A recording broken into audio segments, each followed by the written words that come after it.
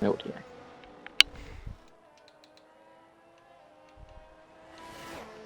Good evening, ladies and gentlemen. Welcome along to GRL. It's Season 5, 2024, and we are back for a brand new season of the Ground Effect Racing League. We are in Bahrain for what you would call the new typical season opener. It'll be the season opener for a while to come yet. It's a bit of tradition then. We are going to be starting at Bahrain, and of course, we will start in real life. Only a month and a half's time, would you believe it, for the 2024 World Championship. But I'm delighted to say that I'm joined this evening, as hopefully will be for most of the season, by Mr. Ashley Silent Thief. Good evening, Ashley. How are you? Yeah, pretty good, thanks. I'm very happy to be here. I've been given this spot permanently now, so it should be you and me for the entire season. So I hope, anyway. But yeah, no, happy to be here as always. Yeah, I mean, unless Atom just becomes another tyrannical leader again and just, rips everything to shreds, yeah, we should be fine together for most of the season. Here's the calendar, though. We'll start at Bahrain. We're going to Singapore next week and Japan the week after, all the way through towards Abu Dhabi and Brazil at the start of May.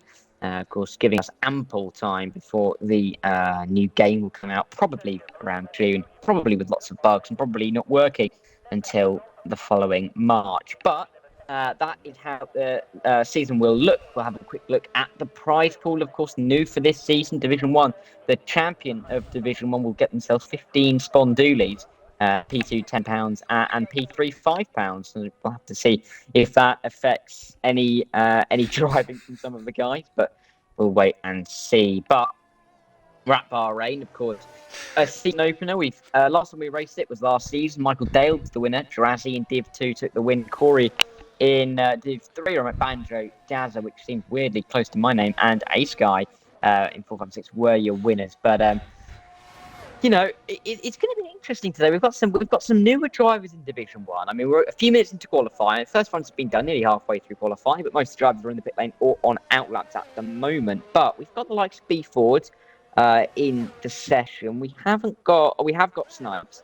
Of course, reigning champion Snipes. He's currently in the McLaren. He chose the McLaren, mind you. But we'll have to see how they all stack up. I think there's some interesting teams there, isn't there, actually?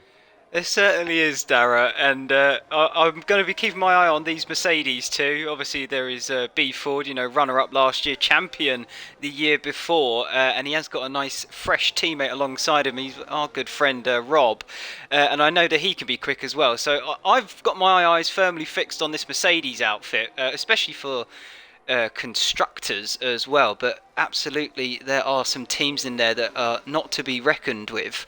So it will be interesting as the season progresses, but I'm going to just quickly count back to what you just said. Spondoolie Star, is that the word you want to go with, is it? You caught me off guard with that one. I think I've already got that off my dad. No, it's fine. You just caught me off guard a bit. I was like, oh, there we go. That's a word for you. But no, you are quite right. And I had no idea that was a thing either. So prize pool then. That sounds should heat up the championship somewhat, as they are playing for a little bit extra than just the pure honour of winning. So maybe B4 will up his game in the earlier parts of the season this year. But that remains to be seen. The point is, it's round 1. And qualifying is wrapping up shortly. 7 minutes to go still, though. And we're yet to see, I think, the full speed of some of these drivers out there, such as last year's champion Snipes, and also sort of as well as the Mercedes here of B40. He puts it into P9 for the time being. But I think there could still be some lap time to come here from a lot of these drivers. What do you think, Dara? Yeah, no, there's definitely time to find. Corey's got an incredibly fast time in the 27.7. Verified. I didn't know where that's come from particularly, but he looks very good for now. But no, there are a few guys here that you'd expect to further up. Snipes being one of them. Rob Kelly as well. I mean, he may not be perfect in qualifying, but he is the race merchant of all race merchants as Jobbo goes up into P2. That's the thing. That's a very good lap time from Jobbo, 28 flat. Yeah. And I was going to say, the Mercedes team is definitely one to watch in the races. They are two absolute die-in-the-hard race merchants. And I'm quite excited to see how they get on together, because it's a very good team lineup at Mercedes, and I think they could really be a very strong contender for the championship. Same can be said at McLaren. Jobbo, not a sluggish driver, and Snipes, of course, reigning champions. We've definitely got some constructors' battles that we can keep an eye on throughout the season, and I'm definitely looking forward to them. I'm going to say, actually, that, yeah, you were mentioning B Ford. with the prize money, you could probably buy some stuff on iRacing.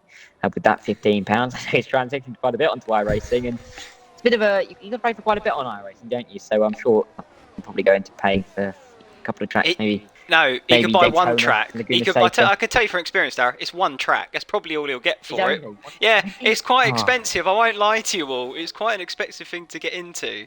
I did try it myself, and I somewhat failed and gave up in a way.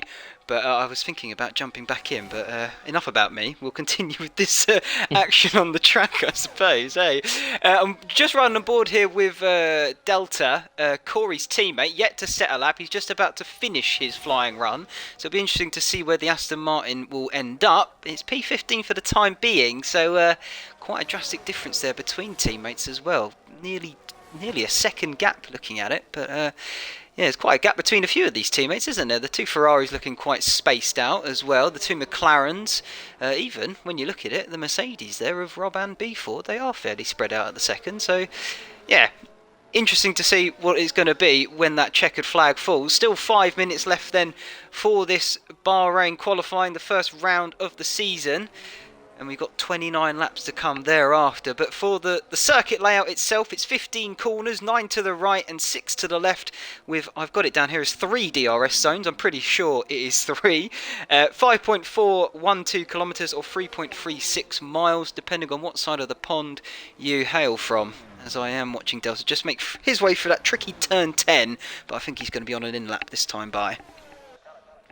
Yeah, Knuckles comes up into P11, but there are some tight times already. I mean, you're looking at a quarter of a second splitting 3rd through 13th. A few drivers, I'm surprised they've done that. I mean, you've got Snipes down in P17 at the moment. Not a driver you'd expect to see near the bottom of the order, but yet we do see him there at the moment. Rob Kelly, I'm sure, has got some more time in that lap. For that, I have no doubt. I cannot imagine him being 6/10 off Jobbo in terms of pace. And if he's listening, come on, get your arse in gear, Rob. We need a good lap time from you. I mean, there's lots of drivers here that I think on the final run might be able to put in a bit of a surprise because jump up a few positions. I mean, you're looking at the likes of Sivitson in P6 in the Ferrari. He could jump up 3 spots by improving by less than half a tenth of a second. So there really isn't much in this for quite a lot of the drivers, and I think these final runs are going to be quite interesting. Yeah, we've got all but one out on track, as in they're all in the pits. One is out on the track, and that's Naka. He's definitely making his way into the pits as well. So we're about to get the final showdown then for this pole position and the grid order for the race coming shortly. But yeah, you are quite inclined to agree with you. A lot of these drivers, as well as the fact that a lot of these guys I can remember from actually Div 3 and Div 2, and they've all made their way up here into Div 1, but it seems very, close together, the sort of skill between all of them. They've clearly proven and shown their worth and made it here to Div 1. I'm interested to see what it's going to be like at the end of the checker flag for the race and see, where people are sort of in order of things, where people are, and yeah, I'm very excited to see how this goes because there's a lot of new faces, there's a few that I am unfamiliar with, but there is also a lot that I have become fairly acquainted with now, doing this for the last sort of 6 months or so, maybe a bit longer than that now that I think about it. So yeah, I'm excited to see what happens at the checker flag, but I'm not going to wish the race away because obviously we want to see some action between now and then, of course. You do. I mean, it's a late start, isn't it? I mean, I know for you it's a quarter to 10. I mean, for me it's a quarter to 9. So we got something. Words, Darren. Word. We've got to have something to keep us awake. There we go. They were the words I was looking for. Yeah. So hopefully, I mean, it's Bahrain. It's one of the best circuits to race against another driver on the calendar. I mean, you look at other tracks, maybe Kota, Brazil is one of them, but there aren't many tracks better for racing than the Bahrain International Circuit. I mean, endurance racing, I'll put my neck on the line here. I genuinely think that Bahrain produces some of the best endurance racing of them all. So it's a fantastic track, and hopefully we'll get some good racing. There's 20 cars out on track. We'll have 20 cars hitting the checkered flag in one way or another, whether they'll be facing the right way by the end of the lap or not. But the first man is going to be Ashoon Basher. Let's see what he can do on his lap. Well, the thing that's interesting me just before we do get fully underway for the final runs of everybody is anyone going to be tripping over each other? I'm looking at the map. There's a couple of drivers within within a few car lengths of each other as they're making their way round. So you're going to see a couple of them backing up into each other, you'd imagine, by the time they get to that final corner ready to start their final runs. So it'll be interesting to see who does get caught out by that. But Asim Basha making his way towards the end of Sector 1. Let's have a look at the sector times. He's currently 2 tenths down on his from his best lap, so he's got it all to do then in Sectors 2 and 3. Through the hairpin, lovely little right-hander, dips down, but the banking does save it somewhat, makes it nice and easy to hook it up. And then you've got the tricky turn 10, braking and turning all at the same time. Very easy to lock a wheel as you go in and run it wide because of that as well. But then to the back straight, and then you've got a fairly easy run to the flag from here. A couple of corners, but they're not too difficult in my personal opinion. I don't know about you, Dara. No, I mean, I quite like this last sector to drive. It's a nice flowing turn 13 to get yourself onto this penultimate little straight. Ooh. Cole's retired. He's on a Mazepin on He's the done a exit of turn Mazepin. 3 there. Yeah, it's impressive, to be fair. Into the final corner comes between Basher, of course. It opens out nicely on the exit. It's technically a fit. Well, it's officially 2 corners. It's realistically just one swooping right. And Ashoon Basher will jump up to P10, but it'll be ruining the fact that there definitely was time left in that lap for him. BRT Jordan jumps up to 9th, leapfrogs, and puts himself in the top 10 for now. We'll keep an eye on the others coming across. Oh, round goes Willow. Go to P3. Willow. He's gone. Spun it. Change. Jacob P15 only. That's an improvement for Welsh Jack, but not enough to tip Sivertson. And he will stay P4. Slapbus jumps up into P9 as well. I'm watching the tower, seeing who we get before we see Hops come to the line. Rob Kelly's retired. Rob Kelly's to start P19, if not P20 here, which is a surprise. We'll have to see what he can do in the race. We've got a Williams running up to the line. I think it's Gibson. He goes P7. Hops in the end, goes P5, just about sneaks into the 27th. We've got Dylan Baxter going P4, 27.6, but we'll have a look at Const. No, we won't, because he's coming into the pit lane, but he won't be improving. Corey, he's surely got a shoe in pole position here. Can he go any faster? Beeford went 10th, and Corey at 27.7 flat. We'll easily see in there. Partick up to P17, which means we will see Rob Kelly at the bottom of the order. Snipes We've got Snipes who won't be improved. He's backed out. And Delta. Yeah, so there we go. So Snipes and Rob Kelly, 18th and 20th. That is not something I thought I'd see. No, it's really not. I was expecting better, really, from the both of them. Bigging up the Mercedes before we really got fully into the qualifying session ourselves. And, P18 from the reigning champ. That is not a good way to start off your next campaign. And it's going to be a tricky race for him to come as well. So, be interesting to see what happens when we get going green. As there's quite a few guys down the bottom there that I would expect to be further up the grid. So they're going to have to really fight their way through it to make the best of it. But well done to Corey, though. Comes into Div 1 and takes the first pole position of the year, of the season as well. So congratulations to him. And he's done it by nearly 2 tenths of a second. Look at that, Dara. It's quite a big gap between 1 and 2 there.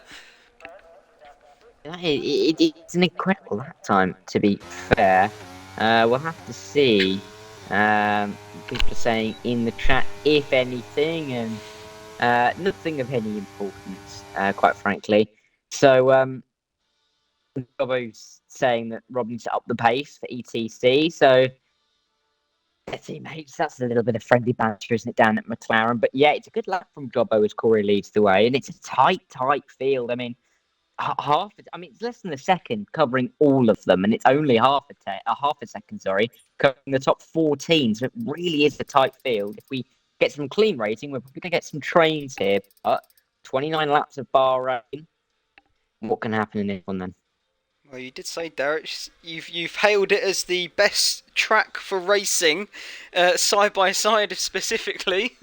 So will it hold true? I wonder. We'll have to wait and see to find out. I would say a good shout out for that though is somewhat, maybe a bit of British bias here, but Silverstone, you've got to put it out there. I think that's a very good track for side by side action. It has been able to provide that over the years, but I will somewhat agree with you for here, Darren. Yeah, you've definitely got the ability to go side by side through a lot of these corners here for Bahrain. So hopefully that's what we'll see. They do have a lot of wide entries into corner, which does enable the fact that you can go side by side and, see some lunges as well. But I'll give you a little rundown then. From pole to turn one, the braking point at least, you've got 353 metres. What do you think that's going to do in terms of if anyone can get a better start than someone else? Do you think that's going to enable the lunge, Dara? Is that enough distance to get their nose in, or not enough in your books?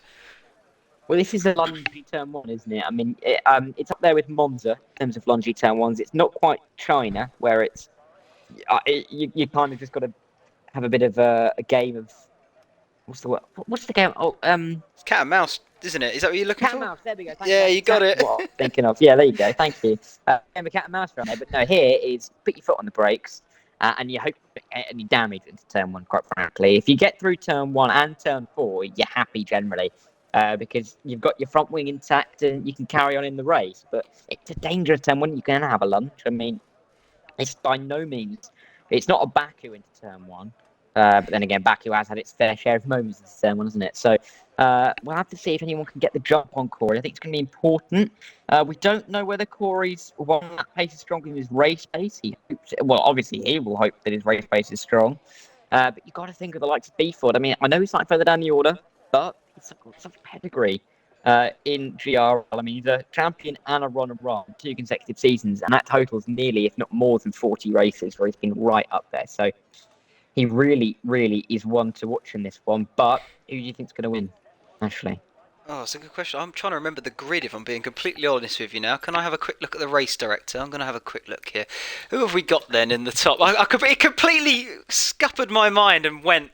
I can have a quick cheeky look at what tyres people are going for here as well. There you go. Well, you've got Welsh Jack up there. He qualified P5. Obviously, the pole man himself. I do have a little bit of experience here with Corey, being from CRL, but also down in Division 3, I believe, is where he has come from. Maybe he got up to Division 2 as well. I'm not sure. But either way, I know his race pace can actually be fairly good as well. So, I mean, he's qualified on pole. He had the fastest lap. I know his race pace is not bad. I know it's pretty quick, so anything can happen from there. So I'd say Corey's got arguably the best shout, but equally I know Naka, he can pull out a performance when he needs to as well. So it's hard to say. I think my money is on the pole man though, because I know he can do it. I've seen him do it, but you have got the likes of Welsh Jack up there with him, and we've seen him do it before as well. So yeah, tricky to say obviously, but we're going to gauge the pace of the field after this first race, and I think then we can safely say with a little bit more confidence as we go deeper into this season. To give you that's the long-winded answer, Dara. I think Corey's my man. To give you the shortened one, it's still Corey. What was the short answer? It was so smooth, I missed it. There you go. It was Corey. Corey is my man. Corey. He's on pole. Yeah, okay. I think he's got the pace to do it as well. I am going to say, I've forgotten who in the top 5 is, and I'm too scared to go on to it. I'm going to go with, you know what, I'm going to stick with my guy. I'm going to say B-Ford, P10, wherever he is. I'm going to go for it. I think he's going to do it. I think he was further down than 10. Where was he? He's 11th. You know what, though? I'm going to actually, Willow. He's changed. Is it Avenicus? Has he changed his name, or is that me not remembering the right thing about it? No, Willow is or is Willow someone completely different? I'm not 100% sure. I don't know. I could be completely wrong and absolutely making up porky pies here.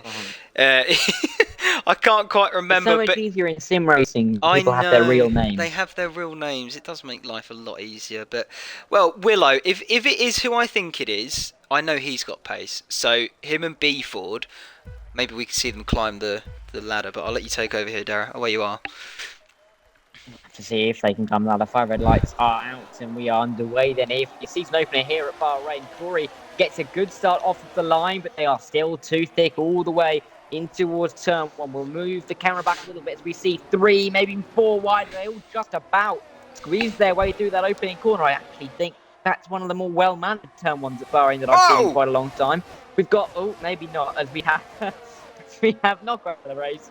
Gibson's at the back, and we have a safety. I spoke, oh, it's my fault. Sorry, guys. No, you spoke My too fault there. soon. Commentator's curse, as always, Darren. It normally happens when you say it. Not necessarily just you, but in general. And yeah, I had the probability actually of a safety car is 63%. So it already came true. But I don't know who or what has caused that. But I saw Gibson and Naka flying off towards Mazepin's barrier. So I don't know if that was just a small coming together and the car's just absolutely losing it with the minimal contact, because I can tell you from experience that can happen. It cost me a race win, I can tell you that for sure, so I wasn't very happy on that occasion, but it's easily done. You just snag a wheel just a little bit too much and it fires the cars off in the wrong direction, and before you know it, you've lost the wheels and you're hopping out the car, or in this situation you're throwing the controller around the room. So it can happen, and we just saw it did. So there we are, safety car on lap 1 of the season. What do we make of that, Dara? I mean, yeah. What can you say? Jobber's just said that Hops has overtaken him under safety car, so that's an interesting one. No one's going to come into the pit lane. Little dummy there from Corey, or maybe something might.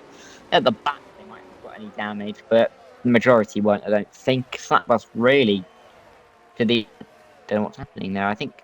Oh, I've just seen it I'm swap trying to it give back. The McLaren. Yeah, they're trying to give the position back. I think they're trying to give the position back here. Yeah, I think they're trying to sort that out. Well, that would be the right thing. If he just goes off, if Hops just goes off the track, then that'll work. But he's on the track at the moment, so it won't work. Anyway, point is, Rob coming up to 15. B4's up to 8. That's 3 of 10. He ticked off at turn 1, so you never know. It could be on. Yeah, it definitely could be. I want to just hail the magnificent start that Sivitson got from that in the Ferrari. I saw him go round the outside of Kontz, and is that how you pronounce that? Because that sounds almost very wrong. Kontz? I'm going to go Kontz. It's Kontz now. But yeah, he had a fantastic start round the outside of the man in P2 at the time, and he's straight onto the back of Corey in the Aston Martin. So he had a wonderful start there. I think he came from 4th on the grid, and immediately got 2 cars in the braking zone down at turn 1. So brilliant start from the Ferrari. Exactly what he wanted to do. Again, back to the restart, I think Jack had a pretty good look at it. I saw him did make a position up into sort of turn 1, 2 and 3, but then I think by the time we got to the top of the hill, turn 4, I think Baxter managed to get it back. So yeah, I think that's a good start though from Jack, to be honest. You know, he's got his front wing still, and he hasn't lost anything, so you know, long way to go, and he can definitely make some moves. But good start for B Ford. He's up into 8th there. That's a brilliant start from him actually. It is. It's a good start. I don't know how there's so many position changes. I don't know why people are overtaking him. No. Oh, goodness me, guys. It's not difficult. Come on. Rocket science is not safety cars. But, as it is, someone said it should come in the end of this lap, and then we will get back underway on lap 3. But interesting that Willow started on a medium. Of course, Gibson's gone on to a medium, so he's got free reign, really. But Willow's the only driver that started on a medium and still is on a medium, so that could be interesting. But you know, he's going to have a bit earlier, you'd have thought, unless he's going for a medium soft. But an undercut might work here, especially if there are large trains. Well, it definitely could play out that way, and I'd argue actually he's now probably on the favourable strategy. The safety car is going to be helping the tyre wear for him, so he can go deeper on that medium if he needs to. But like you just said, oh no, are you able to invite Jack back maybe? Or I don't know, he's disconnected. Who is it? Welsh Jack. A Welsh track. Yeah, try and get him back in before the safety car is in. But going back to the point of Willow, he's on that medium tyre. He really needs to put it to good use then at this restart and take advantage of the extra grip that he will have over his competitors, all of them opting for that harder compounder tyre. And like you said, Dara, I think with the undercut being an option very much for him, he has got that chance to use that to full effect. And like you say, if there's trains forming, then he could well break out of that cycle and get the advantage in this race. So I'd keep an eye on him, especially when we get into the latter stages, to see where he crops out in all of this. Once it's all sorted itself after the pit stop phase, we can really see what the finishing positions will somewhat be. But Willow, I'd say he's actually got a really good shot at this now. He's the only one that's on the alternative strategy, and if he can put those mediums to good use, then I think he'll be very much laughing all the way to the checkered flag. But yeah, safety car is in. That means Corey will take the pace now of the pack, of the grid. So they all have to conform to what he dictates the pace to be. Rounding the final corner. So when that safety car is in to the pit lane, he can go whenever he likes. It looks as though he already has gone. They're back under green now once again. Down the start-finish straight. Has Corey caught Silverstone napping, or has he timed it just right? I think for the moment we're holding very much station. There's a McLaren. I think that's them all getting past Welsh Jack as he tumbles further down the grid. Unfortunately, he is not here in the actual lobby himself. He did have that disconnect. The two Alpines then, they're looking very feisty at the front there, weaving left and right, as that's Jordan running it very deep. He's going to lose a couple of positions for it. Lucky for B4, he didn't go into the back of him, as they now make their way towards the end of Sector 1 in towards Sector 2. Couple of S's before we get to the hairpin. That's a little tag from Jordan into the back of the Red Bull that managed to get past him. And I think now the train is starting to form as the drivers are beginning to sort of take their positions in it. But I say that as it's mayhem by the looks of it coming out of turn 10. That was a Red Bull running very wide. But I don't think any positions have been gained or lost from it. So for the moment, things are holding fairly much station. As there's a big tank slapper from Willow. Never mind. He's round. He's facing the wrong way. He hasn't lost an end plate or a tyre, which is good, thankfully. But being that he was the only one on that medium tyre and he's now at the back of the grid, that's his race very much scuppered, unless he's lucky with a safety car later on. But yeah, that's not what he needed this afternoon, is it? No, not at all. It's not a perfect race. I mean, where do you say Willow's going to finish, by the way?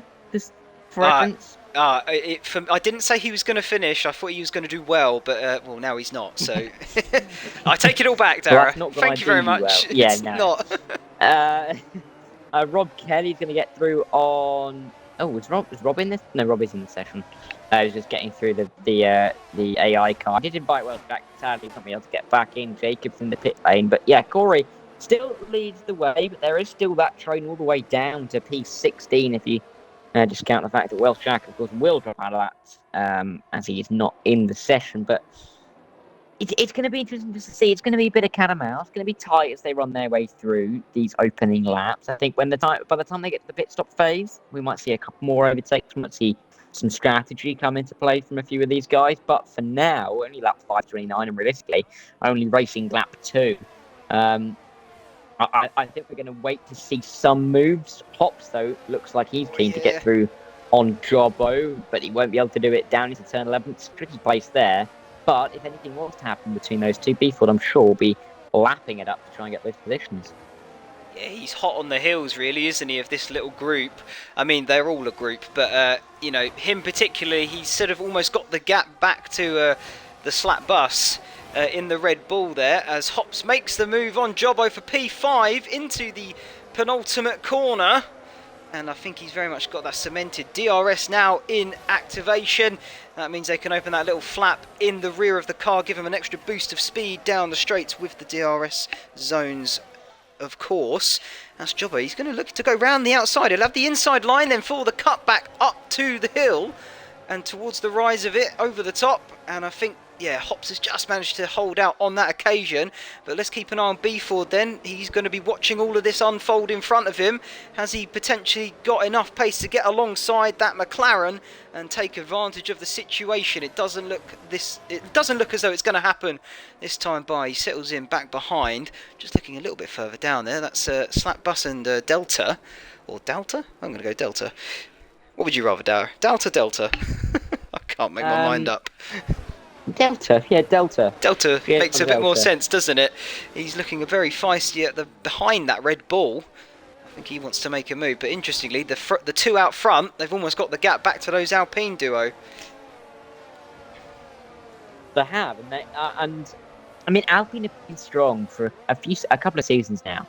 Just in general, there's been different drivers in that. I mean, it was Welsh Jack and Snipes in that car last season, but I believe they were the constructors' champions. So they were very much a force to be reckoned with, and they are again this season. I mean, we've got, of course, with our team principals that we have. I know that Alpine, as a whole team, will be pleased to see this performance so far. Of course, all the points count towards the overall constructors' championship. So I think it's going to be interesting to see how it all pans out, how it all works out for them. But it seems that it's been a good couple of picks down at Alpine for this Division 1 team. Gibson's doing Williams. It's me. I saw Williams. I thought, Gibson. No, not Gibson.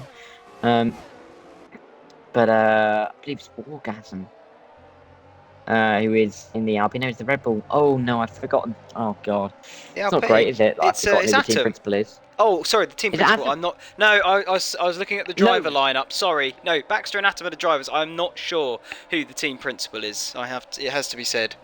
I don't know. It'd be nice to hear a bit more from them actually this season, maybe, because I mean, last season for myself especially, I don't really know who the team principals are, so it'll be interesting to get their sort of views on how the season goes, of how they think they're doing. But maybe it doesn't matter too much. I don't know. It is mainly driver focused, isn't it? But might be interesting to see. Sorry, Darren, I cut you off. No, it's just right. No, Pat Peter, I think, is the Alpine team principal. He gave me a chance to find out who it was there. So yeah, thanks for that. But yeah, so with the team principals, they're going to be watching this thinking, or they might not be watching it. They might be in the race, or they just might not be too fussed. But they're going to be thinking about hopefully trying to get their team to the top of the constructors' championship by the end of the 17 races in start to mid-May at Abu Dhabi. So it all adds up in the end, and a good first race can really put you on the right foot when it comes to trying to have a good run throughout the season. And we're going to be looking at a move here from Delta. I think we are to the inside of Slapbus. He's going to take that line. Slapbus going to try the up and under, though. He'll have a bit of an up and under through turn 2 as well, and have the run out towards turn 4. A little up and under through turn 3. Is it going to be the same at turn 4? I'm not too sure that it will be. We'll slot back into line, nearly hitting the back of the Aston Martin there, but Delta pulls off that move for P9 in the train, which was well done by him, and we still have that train for the top 16. We do. It was a good move there by Delta. He definitely had the overspeed down the start, finish straight on Slapbus, and for a moment I thought he was going to come right back at it and take that position away from Delta. But yeah, like you say, it was very well done to not actually go into the back of him in that braking zone. So no, well done by the two of them for the overtaking and defending, and yeah, brilliant to see them not make contact. So that's good racing from the two of them for the time being, and hopefully it will stick throughout. I'm sure it certainly will do. Just having a look here at B4 once again. Last year's runner-up, he's sitting just about 4/10 the gap between him and Jobbo, but very much everyone is in this train, so all of them have that DRS in activation once they get to the zones, and it does mean then all of them have that opportunity to open the rear flap in the rear wing, get a little bit of burst of speed. But if the guy in front of it has you as well, it means that really the guy behind, his little advantage that he would normally get is null and void. However, B4 is looking very close indeed on the McLaren. Is he going to make a last minute lunge? Not this time for the moment. Sticks in behind, but it doesn't mean to say that the move is over. You can very much play it out and strategize the way you do this move in this first sector, as 1, 2 and 3 very much follow into 4 quite nicely, especially if you can set it up well. But no, he's still stuck behind that McLaren for the time being, so I'm sure he's thinking about other ways that he can maybe get past.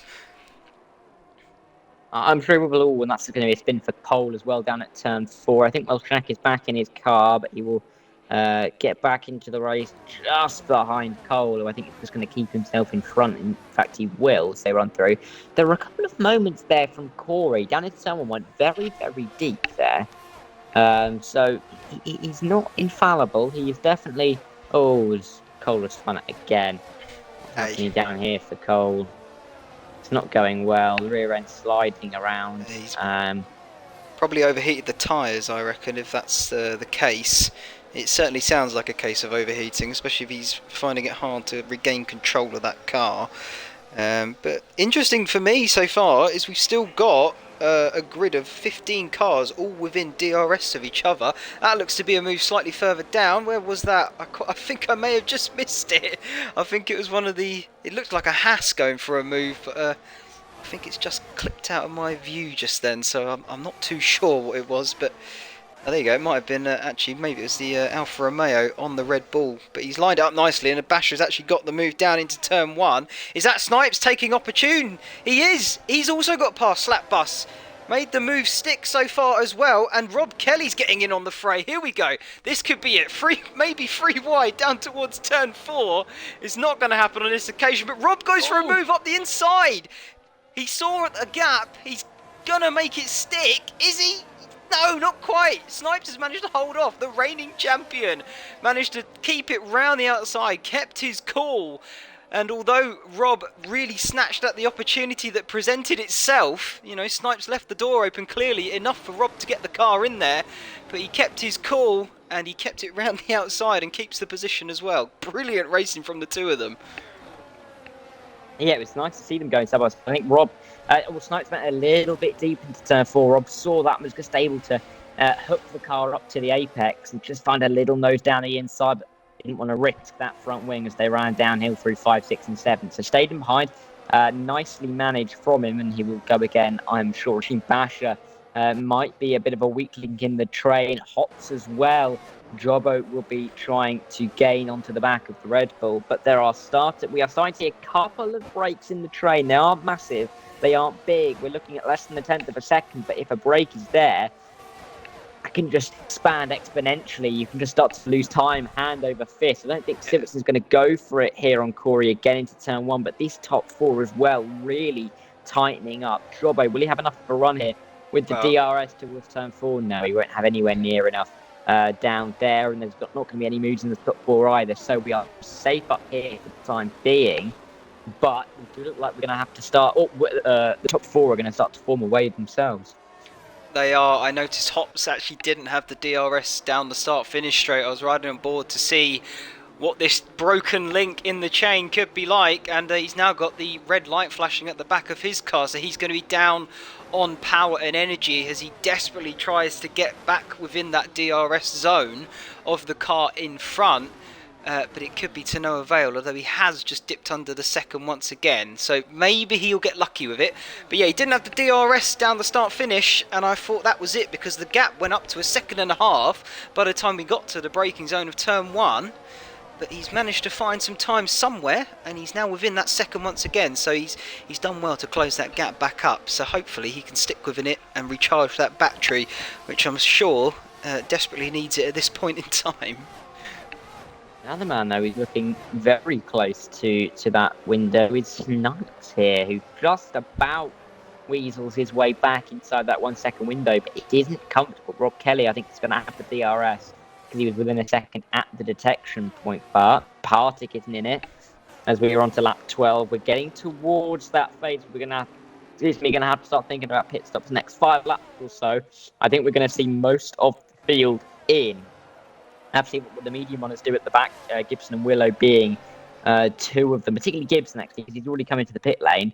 How much of an undercut can he get? Big battling going on between Ashim Basha and Partick. Basha to the inside and gets that move done. There's now a big hole in this train between Basha and Delta. 2 seconds now is the gap. It's gone from 1 to 2 in the blink of an eye. Yeah, that will be what happens when you fight side by side with somebody else. You get off the racing line the optimal way round the circuit, and he just bleeds lap time as you do so. So, yeah, that's not what Asim Bashir's wanted, and that's going to be a very, very tall order to see if he can close that gap back up. But this may be the point now, as you say, the broken links in the chain, and I think that could be one that has formed right there. So, and funnily enough, that is for the last point. Well, it would be the last point. Are we doing the same as last season, down to 15, is it, Dara? Or... No. Oh no, you've. Oh, you Oh, wouldn't have I talk. asked I you a remember there being question? conversation about this. Oh, I remember no. there being a Well, conversation. maybe I'll let you can't look it remember what the up and I'll outcome carry was. on. How about that? Yes, please. Well, for the minute then, we'll say that Basher is in the final point-scoring position, but being that he has now dropped off the back, it could be that he will then struggle to hold on to it, as Jobbo is making a move on Hops there for P5. I think he's going to have the move done down in towards turn 1. B Ford hot on the heels of these two. Will he now have an opportunity to maybe get a move done? DRS will be an activation for all of them, but don't count out Jordan behind either. He's very close in this battle as well. For the time being though, it's just going to be Jobbo gaining that position on Hops for P5. Let's see if Jobbo can make any indent into that lead 4, as the two Alpines, the Ferrari and Corey in that Aston Martin, really are dominating the front positions of this race at the moment. But maybe Jobbo can change that, as he has found his way past the Red Bull. So good move, well done to him. And B Ford biding his time along with the Haas there of Jordan. And I'm going to give big props here to Delta actually in the Aston Martin. I believe he started way down. Where was he? About 19th or something like that. He was way down the field. He's found himself up into P9. So he's had an absolute belter of a start. You know what? I'm not gonna spitball it. I'm gonna double check what I'm saying. He's gained 7 positions. There we go. So P16 then he started from, but even so, that's still a good jump of positions there for him. And he's making good use of the start that he has had. So he's well within the hunt for some good points this evening. So well done to Delta. And hopefully he'll keep it up throughout. I'm sure he will. The standard and the quality of these drivers are on another level. They're so consistent, and you can see that from the lap times and the gaps between all of the drivers. They're so similarly paced. It's hard to differentiate one from another. And yeah, it does mean that the racing action is very close throughout, up and down, but it can also mean it's fairly difficult to overtake each other. But that's where that DRS comes into play once again. So I'll see if Dara, have you found out what the verdict was on the point situation? No, but I can't find it anyway. So I think we've gone back to top 10. If actually, I think I might have found the channel. Let me just double check. And I've just seen that we're going to take you through Division 1, me and you. I didn't know that bit. What, you mean Division 1? Did you not know? Yeah. That was a big announcement at the start of the year, Dara. I'm very hurt. You had no idea it was you and me for Div 1. Can't believe it. No, I know. I saw it, but I'm just trying to find it again. Aston's actually messaged me. Aston will have the answer, and Aston's answer is points go down to 15th. So it's 15th still remains. Gibson. Yeah, so Gibson is in the points. Okay. Corey is on to 25, then it's 20, 16, 13, 11, and then 10, 9, 8, 7, 6, 5, 4, 3, 2, 1. All the way down. So let's for winners bonus. Then in normal. Oh, we've got some movement for the pits. system. Who's that jumping in? I think Hops is the first one, followed by B Ford. And Delta has also decided to jump on in as well. So 3 have jumped into the pits there. These are going to be the first ones then to switch on to that. I'm assuming it's going to be the medium tyre. If it isn't, I'd be very, very surprised. So, yeah, now we could finally see some action maybe. Not that there hasn't been any, but this could shake things up as we have got the first ones in. And we'll wonder who's going to be the first to react to that. I wonder, Dara. And it's going to be happen to be undercutted, just in general. For these guys, how many positions can they gain? Can they somehow put themselves at the front of the field? I mean, definitely, if it's a 2-lap undercut, I have no doubt they will be the leading 3. But it just depends on whether Corey, Sivertson, Constant, and Bax react this lap, or whether they give it an extra one. But I expect that they will probably react to this lap. If we have a look at some of the ERS usage from these guys, they're not spending it too much on what could be a possible in lap. This top five is away a little bit from Jordan, of course, who was behind a couple of those guys who pit. He's become a little bit detached. I think it'd be very good for him to pit this lap because, of course, he won't have the DRS down towards turn one and will lose even more time. But let's see what they do when they come into the pit lane. Corey through the final corner. Will he dive in? Let's see. In his Aston Martin car, he'd have to go in very late and doesn't go in. Sivertson goes in. And then a few of them, so everyone apart from Const and Corey, effectively, long and short of that, have come in. And then it's the next three. Rob Kelly will come in. He might be able to jump his way up a few more positions as well. But this is where we're going to see the undercuts from Hops, from Welsh Jack. They're coming out of the final corner now. Is that bus retires? That's in the pit lane. He's in the pits, it's okay. Yes, there won't be a safety car. Let's see. Hops and B4. Can B4 get past Hops? I think he can, and he will, and he will come out right alongside, it seems. The Red Bull of Hops, and Sivertson is just there as well on cold tyres. It'll be the DRS for both B4 and Hops as they come up the hill towards turn 4, and I think B4 has the measure of Hops here. Does Delta have the same? Around the outside, it'll be a Temple nearly wiped out B4, but just about doesn't, has to stop back into line. But B4 right behind Sivertson, who will be your net race leader.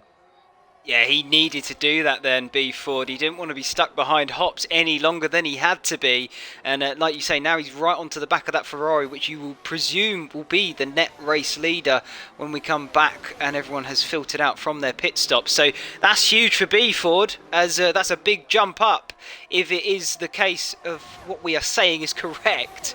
So, no, that's huge for him there. That's brilliantly well done. So, yeah. I will say, back to the Alpine of Kontz and Baxter. Obviously, both of them couldn't go in, Dara. Otherwise, they would have been massively held up, one of them. Whoever it was behind. So, it makes sense that that is the case. And that's huge. Corey, 5-second penalty, speeding in the pit lane. And it's the most unforced error that you can do in terms of picking up a penalty. It's a 5 seconds in a big long train that could drop them from the lead all the way down to the back of the field. But here comes Sivertson on Welsh Jack, who of course hasn't hit. I think B4 will fly past as well. I think he's backing off the racing lines to let a few of these guys through. But we've got very, very close between some of them there. Sivertson and B4 are ahead of Corey, who's on the inside of the Mercedes driver on soft compound tyres. But he's squirming all over the road. We'll lose out to Hops here. Willie on the inside. His teammate Delta. Oh, no! Big crash. They're both gone. And just like that, I'm looking at it. That's a safety car. Snipes, look at him. He's in P2. Snipes has found himself all the way up in P2. He's got a safety car. So he's going to filter out. You would I know he's got a pit, Dara, but you would imagine at this reduced pace and slower speed, the gap between him and Gibson alone is 7 seconds. So you've got to argue he's going to come out near this battle for the lead. I'm going to guess he's going to come out around about Delta and Baxter, somewhere around there, 7th or 8th. But that gives him a good shout and chance at fighting for the win here this evening. So just like that, his luck has changed, and Snipes now could be within a shout of the win of this race. But yeah, absolutely. But also, it gives Welsh Jack an opportunity as well to come into the pit lane and just filter towards the back, but still be in the race. It does. But yeah. I don't think Hops or Corey will be happy with each other. I'll just have a quick look at the Division 1 chat to see if anything happens. I would like to know, actually, Darren. Really off topic. Can I be added back to that chat? I'd love to see it. The Division 1 chat? Yeah, apparently I'm not in it anymore. I'm not in any of them anymore. For some unknown reason, but there we are. It's not the end of the world. I will be fine. There you are. I'll add you in as Division 1. There you go. You'll be able to see everything now. Ah, lovely. Thank you very much. But yes. Hops was saying that Corey didn't want to be overtaken, so I think he might submit that one in. But Corey's typing. Yeah, I can completely understand the thought process there, but you know, he's saying he's saying he can't drive straight. We need to see it from a different point of view, but from what I could see, there shouldn't really be any incidences in that situation. You're on a straight, and you know, I can understand being close side by side. Obviously, you know, you get net code with these kind of things as well, but you know, that it shouldn't be happening, especially at this higher level, high standard, is what I will call it, because they should be driving to what would be almost the utmost highest standards. You know, these guys consider themselves e-sport drivers nearly, and if they want to keep going further and up towards that esports bracket, you know, not that that's going on anymore, but either way, you know, you've got to hold yourself to the highest of standards. So things like that really shouldn't be happening at this level. So it's a shame to see, and we've lost 2 good quick drivers from this race as well because of it. So, but it's definitely shaken things up somewhat. Yeah, I mean, you always have a problem with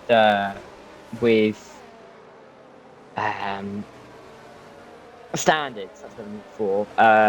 Wherever you are, but it's more of a shame, really, when you get higher up, just to see crashes, because unnecessarily crashes. But yeah, it's a shame, but it means that we've still got 15 drivers. If everyone finishes, they'll all score, and you know it's a bit of a dash to the end now. I mean, you've got Willow on soft tyres, you've got pretty much, and you've got everyone else on mediums. But you're right, you've got Snipes and Partick and 8th and 9th on fresh mediums, fresher compared to anybody else. Rob Kelly, I think he pit again to go onto another set of medium tyres. He's in P14. We'll see what he can do from there, but. One more lap of safety car, and I think then we will be back in again, and it'll be a 10-lap sprint to the end. Asheen Basher, oh no, is Who's it that Gibson? diving Gibson's in? coming in Someone's again. dived in, yeah. Yeah, Gibson. But yeah, one more lap of safety car, and we'll have 10 laps at the end to decide who wins the opener of the season. I bigged him up earlier. I'm going to do it again. Delta, he's in 3rd. He's 13 positions up from his starting spot. And he's there legitly on merit, and he's on a good compounder tyre on the same sort of lap number as the guys around him, which is an incredible drive so far. And with 10 laps remaining, if he can hold that out and continue that form, that's a fantastic start to the season for him, it must be said. And now that his teammate is unable to finish, you know, he's bringing home some good points for the team, for that constructors, and you know, points early on in the season still count, regardless of where you finish. You know, points will be points, and they all add up in the end. So, you know, if he can bring it home, even if he brings it home 3rd, that's a brilliant start for him and for Aston Martin as well. Oh, absolutely! It'll be what we will try and what he will try and build on, I should say, throughout the rest of the season. But for now, you've just got to try and get the result, get the points on the board for the end of the race. And Baxter and Conts are swapping positions. Not too sure why, but they've done that. But Civitan will lead us away. I'm thinking at the end of this lap, we'll get confirmation of that shortly. If that is the case, I don't know why Gibson's going slow. It's a bit late, but it's there. It's a bit late, but I've seen later. That's true. Civitan then will take over as the lead car. Suzuka. Yeah. Suzuki, you'd sometimes see it through the final couple of corners. Oh, God. The safety car will say that it's coming in, and that is a real late call. But Civitan's going to have to wait until after the final corner, because the safety car isn't yet in the pit lane, but now it is. So he can go whenever he so desires, and he goes now. Puts his foot down. We are back underway. B4 is the one trailing him into the pit lane. Coming in. Not too sure why. Must have been contact just as they were getting underway once again. But Civitan looks safe for the lead as they're on into turn 1 once again on this safety car race. Up to Alpines going side by side as we see Jobbo and Conts. Jobbo coming through. Jordan retiring in the pit lane, yeah. And Partick's going to try and come around the outside here of Conts as well and jump himself up into P6 around the outside. Could he do it here on the Alpine? It's a very tight line there for Conts and Partick. Tiptoe dances around the outside, and here comes the reigning champion, Snipes. Can't quite find the line to the inside of the downhill 5, 6, 7, but it's a good restart for Civitan as we now have 9.5 laps to go. Oh! Nice bit of contact with Conts. He sends it to the inside of 9. Big contact between Willow and Wells Jack and Rob Kelly. He's going to say thank you, guys. I'll pick up both of those positions. Whoa, but Willow back to the inside. Oh, there's bigger contact there, but Rob takes the position back again. Oh, that was fantastic racing from all 4 of them. Conts has really been caught napping at the start of this safety car restart. He's dropped from, I think it was about 4th on the field. Now he's down in 7th, and he was well, somewhat still is under threat from the reigning world champion. And Rob there picking up the pieces from what was left, but he's gained a couple of positions at this restart as well. So good racing from them up and down the field. But look at that, Sivertsen, he's now managed to pull out a second over B Ford. And I wonder if he can keep extending that as we go deeper into the closing stages of this Grand Prix. But that's big there, 1 second gap after the restart. Now he's going to want to try and eke that out as best he can. Otherwise, B Ford will be certainly under threat from the guys behind. But we now come down to turn 1. Cont's trying to get a move on Snipes. Tried to hold it round the outside. I think Snipes... Oh, there's contact! Cont's is round. He's facing the wrong way. And he's now going to be at the back of the field. There's a little bit of contact there between them. But yeah, it's hard to say on that one. But Snipes through in 7th. And now it's interesting because Partick, Snipes and Rob are all on the same age of tyre. 3 laps softer, or fresher I could say, than B Ford and Delta. So they are on the nicest tyres, constant tyres on track. I don't think the stewards will take too kindly to that one. But we'll have to see if these guys can move up a little bit more. Willow's on those soft tyres. I thought they'd be very quick, but with every passing corner, they lose a little bit of their edge compared to those medium tyres. So he's got to get the move done as soon as possible. So we'll just have to see. Sivertsen, B4, 1 and 2, but he really is gaining away, isn't he? The Ferrari driver. Delta isn't too far back either. Dylan Baxter, Jobbo and Partick are still in there, but the podium's anyone's game at the moment. Yeah, it is. I think Sivertsen may have the pace on the guys behind. He's now over. He's still over that second mark, and I think now it's going to be B Ford will not get the DRS on the start-finish straight. I'm pretty certain that's going to be the case. That does then enable Delta behind. DRS now finally enabled, actually, so he wouldn't have had it anyway before. But DRS finally enabled. So the important thing for the Sivertsen there is he has got the gap, but it is hovering still around that second mark. So it will be interesting to see. As I think Partick tried to make a move on Jobbo there. Jobbo just holding out for the time being. But the threat is looming large behind him. Is that Haas? DRS open? He's just going to have to settle in behind for another lap for the time being. But hot on the heels is the reigning world champion of Snipes.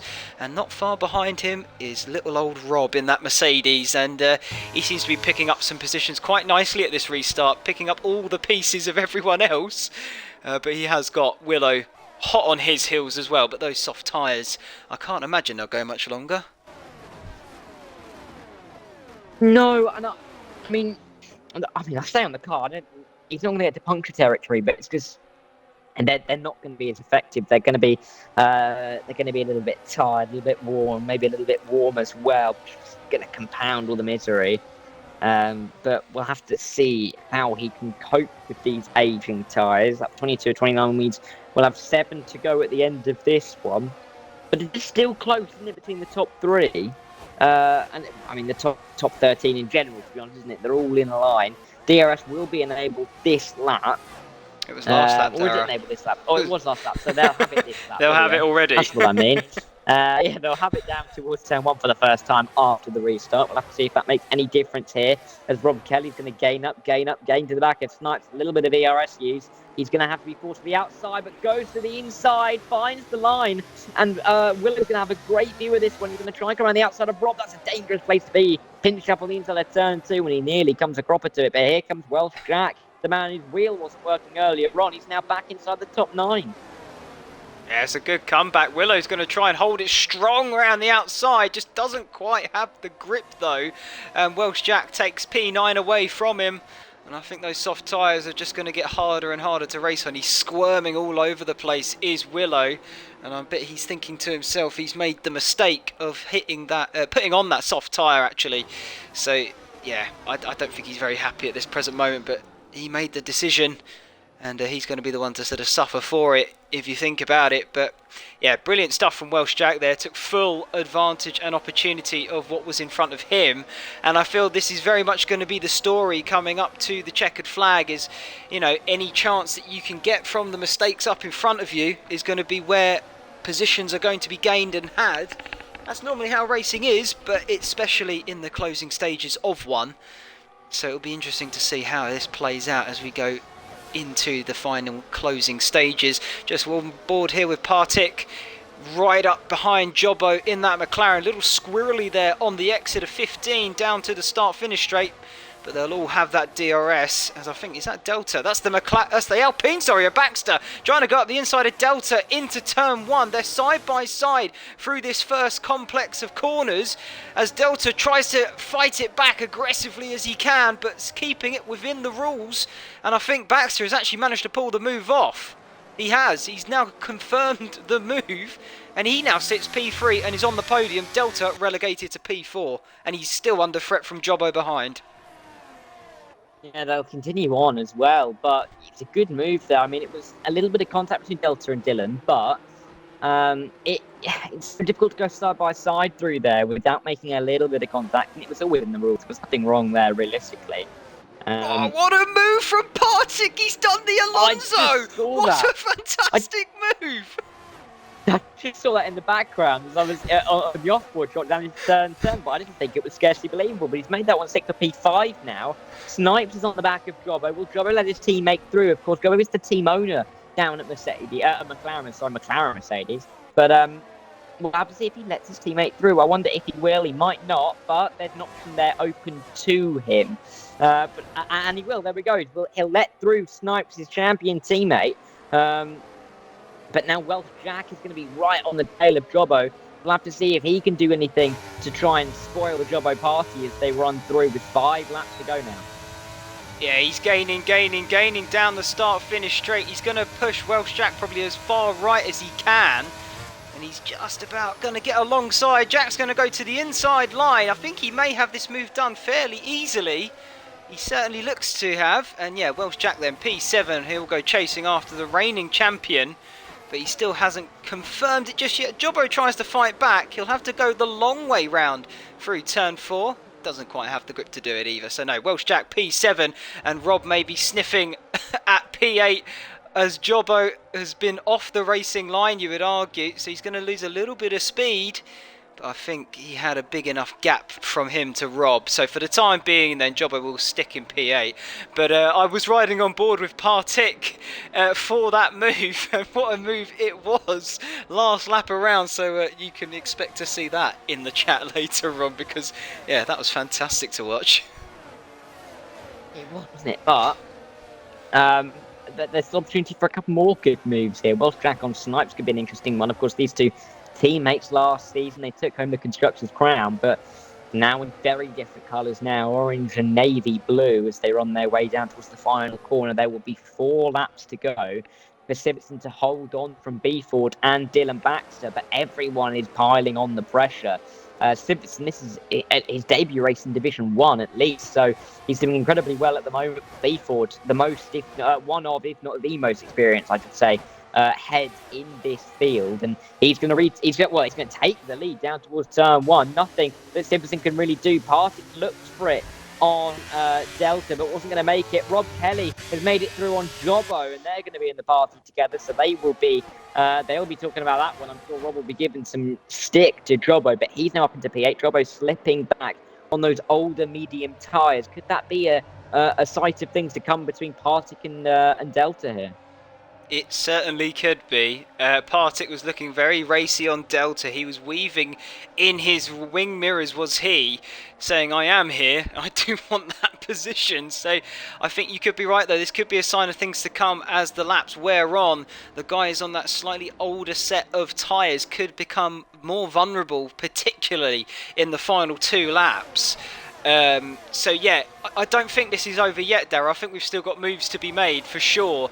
They're all still within, nose to tail, within a second of each other. DRS will help them all along, and yeah, everyone's going to be fighting for every position they can get and take. So yeah, things are not done by any stretch of the imagination, and those on the slightly older tyres could become very much under threat. Yeah, incredibly under threat. We'll have to see how they can cope in the last 3 laps. Time is fading though. On this opening race, what will they do? How will they play this? We're going to have to wait and find out. We run down towards turn 1 once again. Sivertson, he's got a run here on B-Ford, and so is Dylan Baxter, but Dylan Baxter backs out after he sees the side-by-side moment, but Sivertson slides his rear end through turn 1. B-Ford is going to have a bit of an initiative up towards turn 4. ERS, DRS, thank you very much. I'll retake the lead and I'll try and pull away this time around. Delta can't quite find his way past Dylan back to the P3, but it's pretty much as you were, even though there's a couple of moves to the lead, a give and take between B Ford and Sivertson, but at the moment, B Ford leads, 2.5 to go. Yeah, holding station for the time being. I'm expecting these next few laps to come to be real hectic and wild. So we'll see how they do pan out. I'm looking forward to it very much. But yeah, right, I was riding on board with Baxter to watch the fight up in front between B Ford and Sivertson. And yeah, B Ford took it very comfortably, got the better traction out of the first sort of corners, and easily retook that P1 away from Sivertson, who did his best to try and take it back. But for the time being, everything holds station as is was.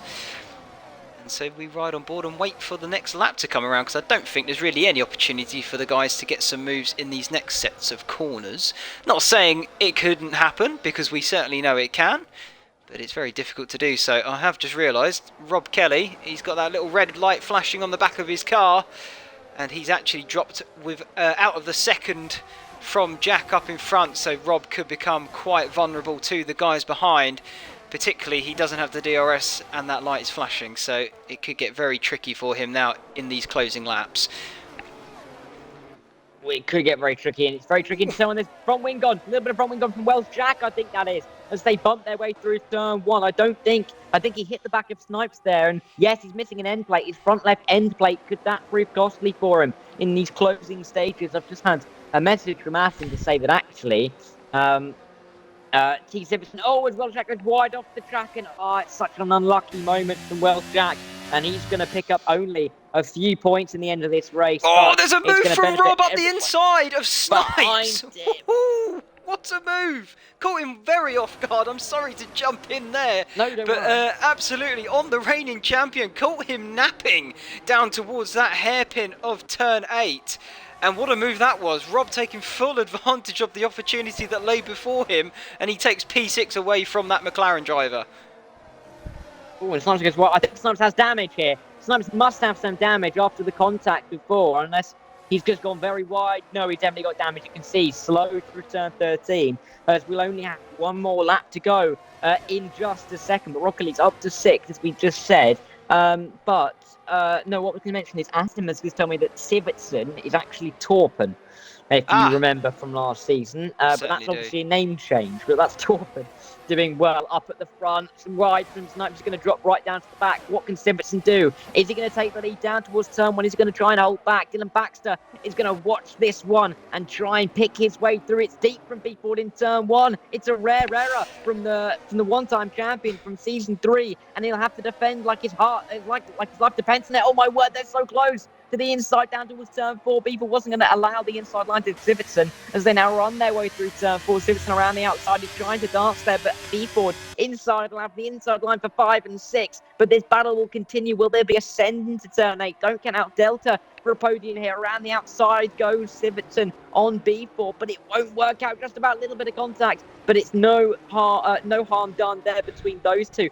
Jobbo and Rob Kelly and all of that are be fighting. Oh, he's gone for it! Sivertson again. Turn 10, people around the outside. He just about keeps his foot in, keeps the position, but the DRS will be in favour of Sivertson. Will he go to the inside, the outside? He's going to have to go to the outside here at turn 11. I don't know if this one's going to work out. It's going to be all over the exit curb. He'll have an inside line for turn 12. There's contact. There is a little bit of contact there. Massive contact. Oh, no! Oh, no! And Dylan Baxter hits him round, and there it goes. He goes off the track. Then Delta comes through. What about Partick? Partick's going to pick up P3 regardless here. B-Ford had no part to do in that collision between the two, Dylan Baxter and Sivertson, and he will come around the final corner to start the season in the best way possible. What a final lap this has been. An incredible fight, but it's won by B-Ford. Delta and Partick 2 and 3. Jobbo will be 4th. Rob Kelly will be 5th. What a race. What a finish! I told you it was all going to come down to the wire, and it certainly did. It played out exactly as I thought. And my thoughts really do go to Sivertson for that. I don't think he had anything to play with it. B-Ford sort of squeezed him all well within the rules and the limits of the circuit, and the way that the corner sort of ended up going, it meant that Siversen had to take a very tight line. He lost the rear a little bit, and it just meant that I think Baxter actually almost went into the back of him, or maybe there was a tiny bit of contact. I can't say for certain. But what a finish to that was, and what a brilliant result, and a brilliant start for Beeford. That's great for him.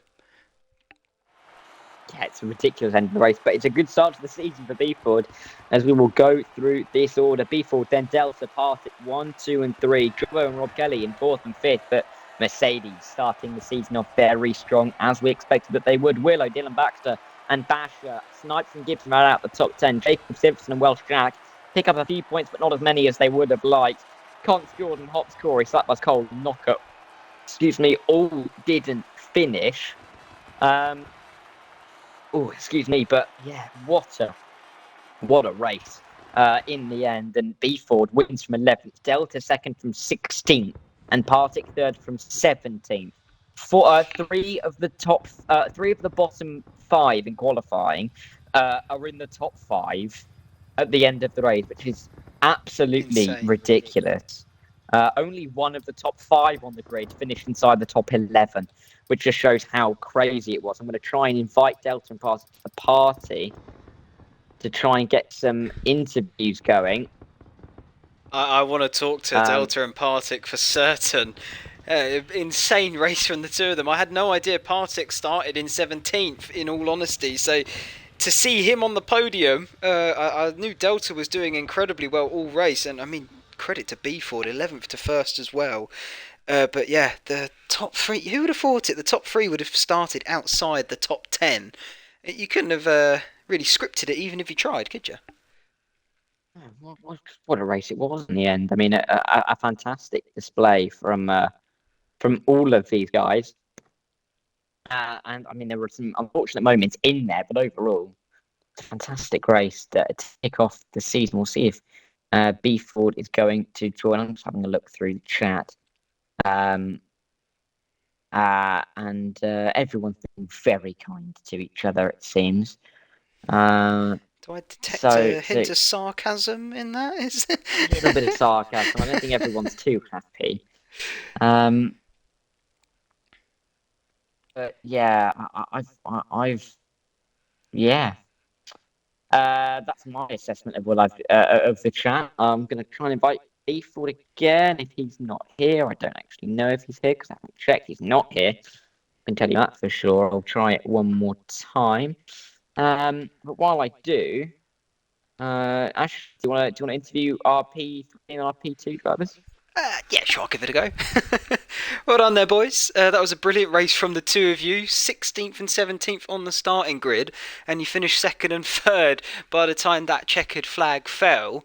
I mean, what was the initial sort of strategy, I think? I guess we'll come to you first, Partick, as you finished 3rd there. But what was the sort of initial strategy? Was it very much just following what everyone else was doing, or was there something you had in mind in particular? Yeah, the strategy was going as long as possible on the hards, and then maybe try to hunt down everyone else with the fresher tires, because I was already undercut, so there was no point reacting to it already. Then I got a bit lucky with the safety car, but then I was just biding my time, you know. I didn't try to force anything really silly, and No. it worked in the end.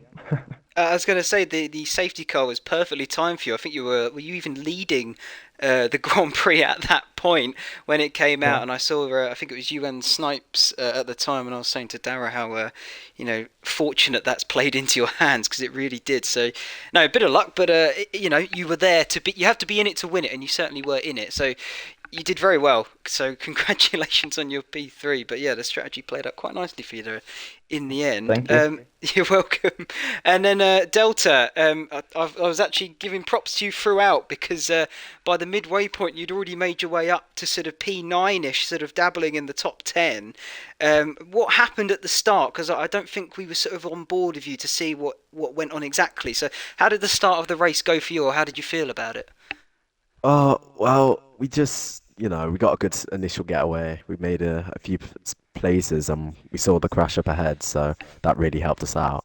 But we were just trying to get a few moves off at the start because I'm not that good at quality, it seems like, and just slowly make our way through and make sure that we're at least in the lead train, even if it's at the back of it, which worked.